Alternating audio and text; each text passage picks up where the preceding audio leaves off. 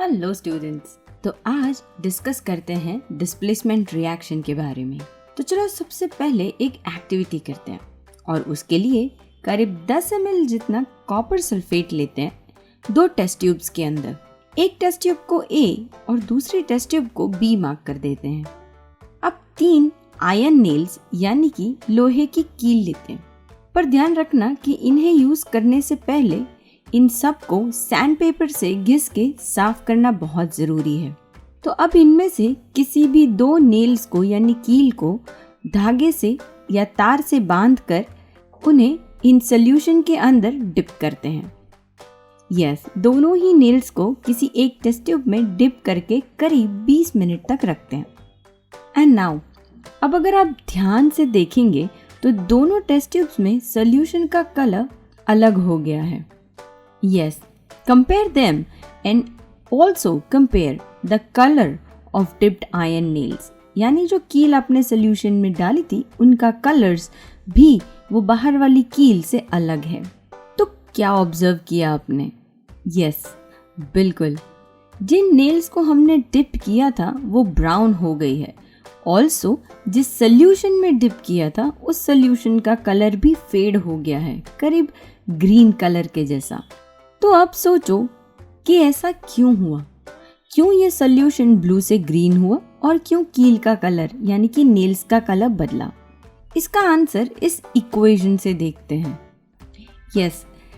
Iron nails का जो ion है वो इस कॉपर सल्फेट के सोल्यूशन के साथ रिएक्ट कर रहा है and forms iron sulphate solution and copper.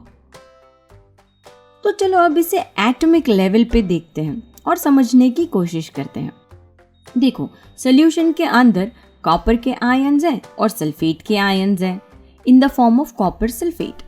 In copper के आयन्स को नेल में जो लोहे यानी कि आयन के एटम्स हैं वो हटा रहे हैं और उनकी जगह खुद ले रहे हैं, व्हिच मीन्स आयन कॉपर को डिस्प्लेस कर रहा है सॉल्यूशन के अंदर से, और इसीलिए सॉल्यूशन अब बनता जा रहा है आयरन सल्फेट। सॉल्यूशन से कॉपर कम हुए इसलिए उसका कलर जो ब्लू था वो फेड होकर ग्रीनिश में चेंज हो गया, और जो सॉल्यूशन का कॉपर है वो नेल पे जाके सेटल हो गया है, और इसी वजह से नेल का कलर यानी कि कील का कलर ब्राउन हो गया है। Now can you tell me कि ऐसे आयन्स की अदला बदली यानी कि डिस्प्लेसमेंट आखिर हुई क्यों?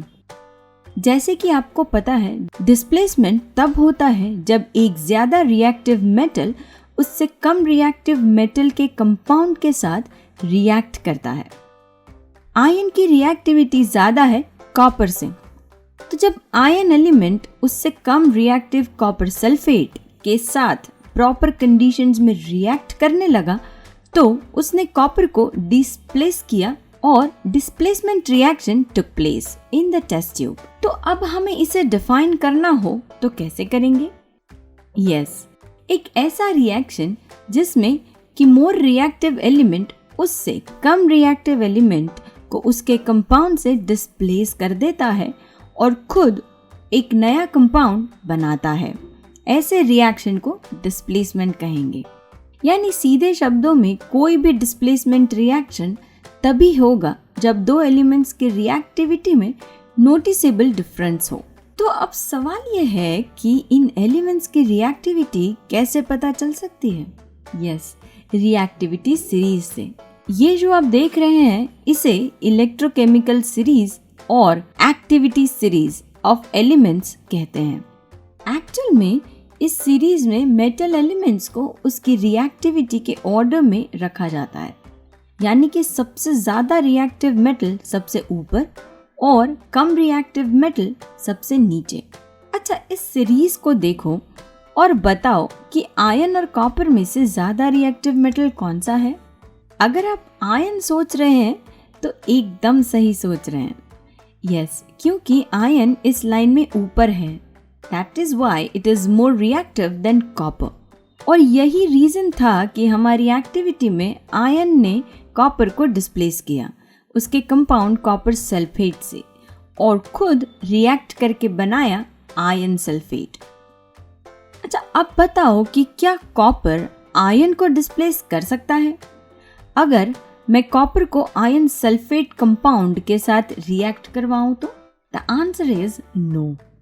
यस, यहाँ इस रिएक्टिविटी सीरीज में देखो, कॉपर आयन के नीचे है यानी कि बाद में, इसलिए उसकी केमिकल रिएक्टिविटी आयन से कम है और इसीलिए वो आयन को आयन सल्फेट में से डिस्प्लेस नहीं कर सकता और कोई रिएक्शन नहीं हो पाएगा। चलो इसे एक और एग्जाम्पल से समझते हैं। अगर मैं कॉपर सल्फेट सॉल्यूशन का रिएक्शन सिल्वर के साथ करवाऊं तो क्या ये होगा? तो आंसर है नो, क्योंकि सिल्वर की रिएक्टिविटी कॉपर से कम है, जैसे कि सिल्वर कॉपर के बाद में है, इसलिए सिल्वर कॉपर से कम रिएक्टिव है।